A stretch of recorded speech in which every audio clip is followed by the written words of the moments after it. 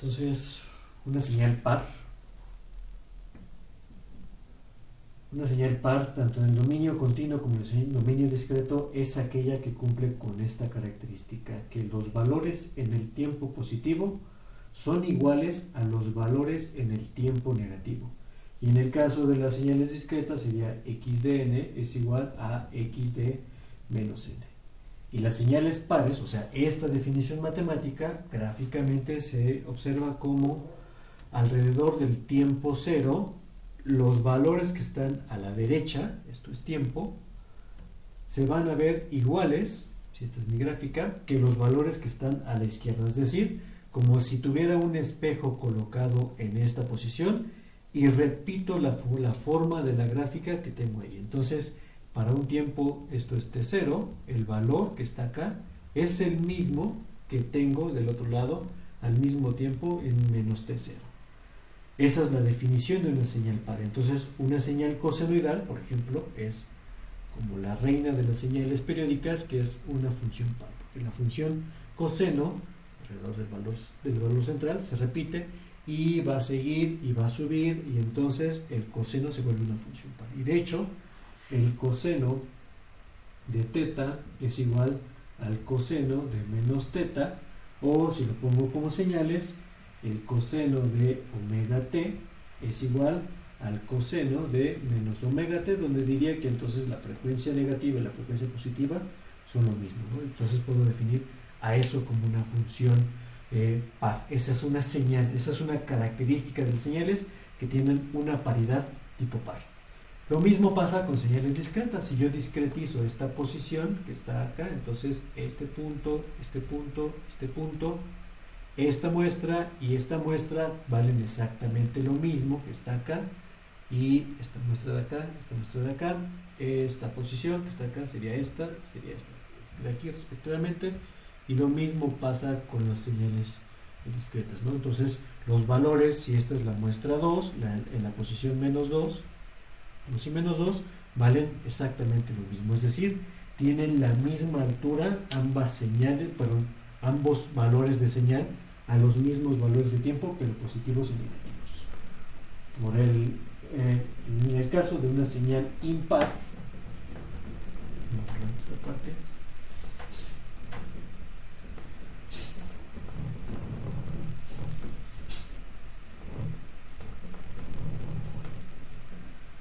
para una señal impar,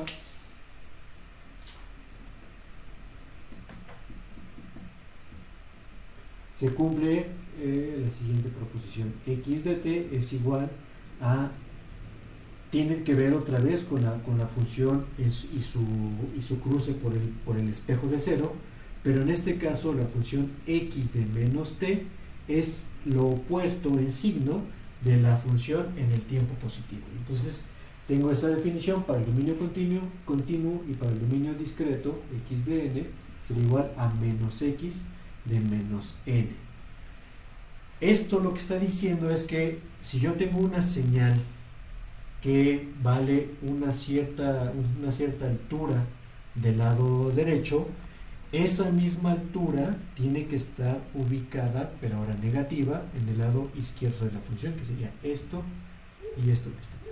Y esta línea no es de gratis. Las señales impares en el tiempo cero y en la muestra cero tienen que valer cero para que sean impares las dos señales. Es decir, la señal, si ahora le pongo un poco más de riqueza a esto, por ejemplo, la señal senoidal hace esto, en el lado negativo hace lo opuesto, que es esta posición de acá. Entonces, la señal tienen otra vez una simetría, pero ahora respecto al espejo que coloco como a 45 grados respecto a esta posición.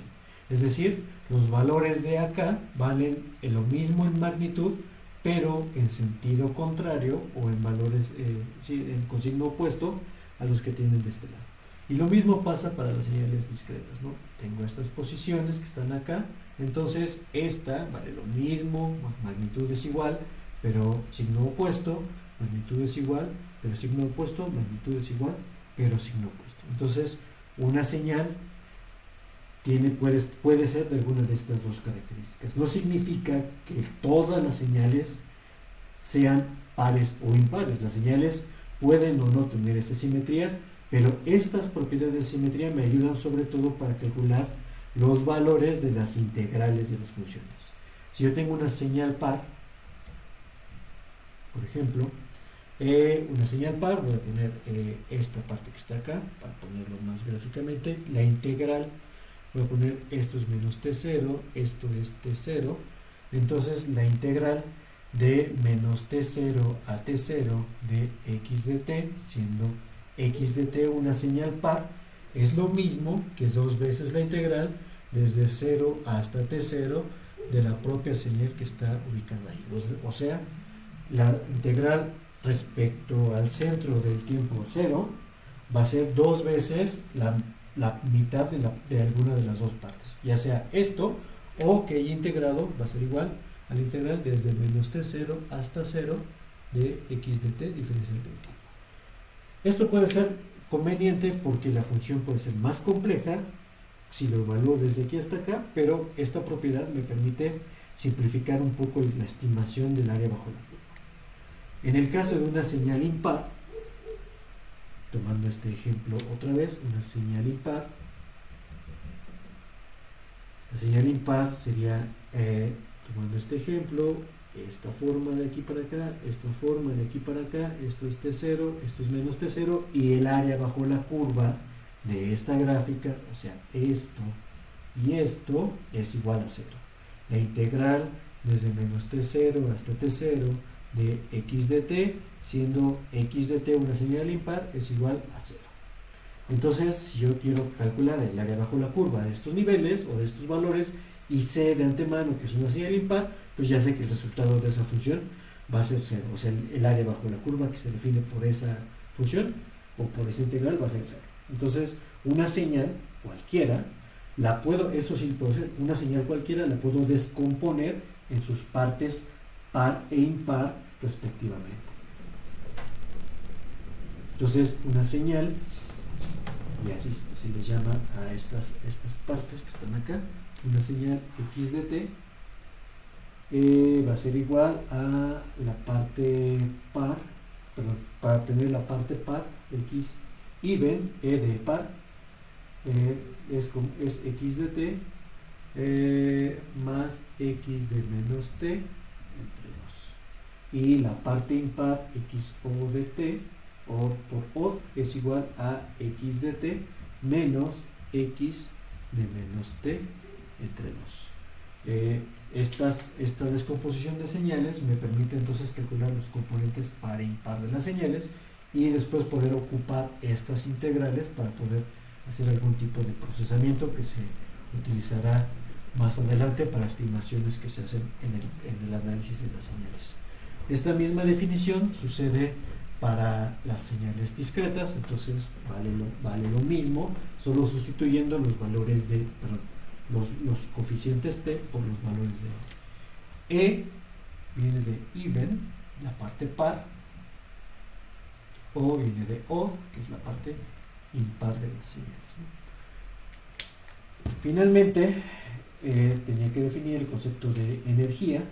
La energía de una señal, en el caso del dominio continuo, es calculada como una integral de menos infinito a infinito de la señal o los valores de la señal x de t al cuadrado diferencial del tiempo, y la potencia de la señal, o sea, t de x es igual a 1 sobre t por la integral sobre ese valor de t, es una potencia por un cierto tiempo de x cuadrada de t diferencial del tiempo.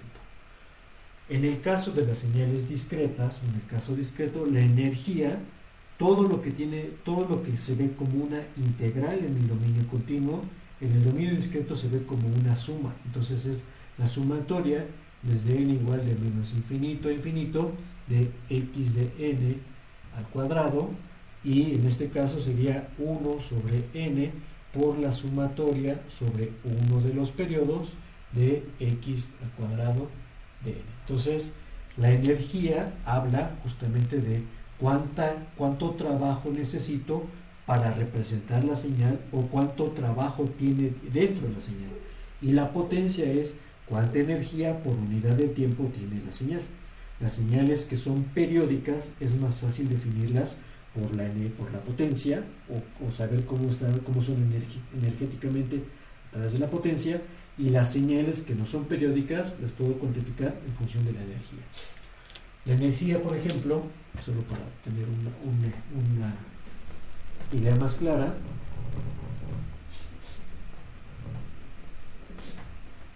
la energía de la señal rec de t, que es una función que vale 1 para los tiempos que van desde menos un medio hasta un medio, la calculo como elevando esta función al cuadrado, sería exactamente la misma, y calculo el área bajo la curva de ello, desde menos infinito a infinito. Entonces, la energía de rec de t es igual a 1 porque el área bajo la curva es igual a 1.